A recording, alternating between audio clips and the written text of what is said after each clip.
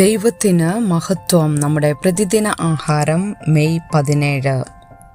ദൈവം പേരുകൾ ഓർക്കുന്നു. ഭയപ്പെടേണ്ട, ഞാൻ നിന്നെ വീണ്ടെടുത്തിരിക്കുന്നു.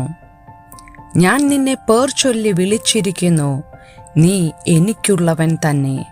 യെശയ്യാ പ്രവാചകന്റെ പുസ്തകം 43 അധ്യായം 1 ഞാനൊരു സഭയിൽ യുവജന നേതാവായി പ്രവർത്തിക്കാൻ തുടങ്ങിയതിനു ശേഷമുള്ള ഞായറാഴ്ച നിരവധി യുവാക്കളോട് സംസാരിച്ചതിനു ശേഷം അമ്മയുടെ അടുത്തിരുന്ന ഒരു കൗമാരക്കാരിയോട് ഞാൻ സംസാരിച്ചു.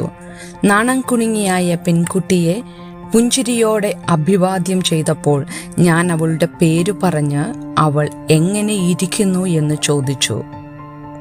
അവൾ തല ഉയർത്തി അവളുടെ തവിട്ടു നിറത്തിലുള്ള മനോഹരമായ കണ്ണുകൾ വിടർന്നു.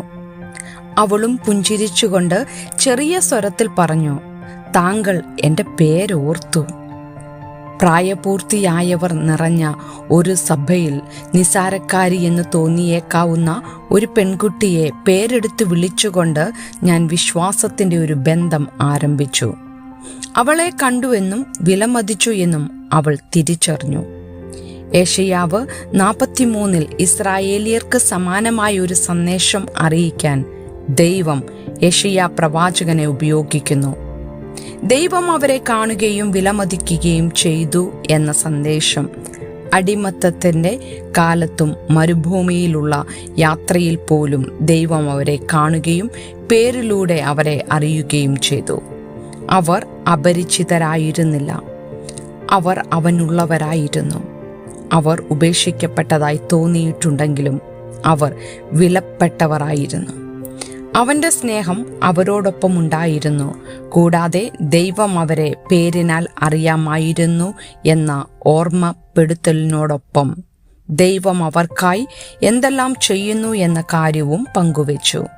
പ്രത്യേകിച്ച് പരിശോധനാ സമയങ്ങളിൽ ദൈവം അവരോടൊപ്പം ഉണ്ടായിരിക്കും. ദൈവം അവരുടെ പേരുകൾ ഓർത്തിരുന്നതിനാൽ അവർക്ക് ഭയപ്പെടുകയോ ആകുലപ്പെടുകയോ ചെയ്യേണ്ട ആവശ്യമില്ല.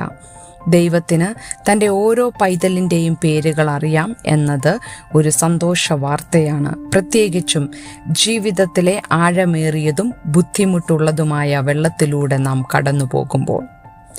ചിന്തിക്കുക, ഈ ദിവസങ്ങളിൽ നിങ്ങൾ നേരിടുന്ന പരിശോധനകൾ എന്തെല്ലാമാണ്? ദൈവത്തിന് മഹത്വം.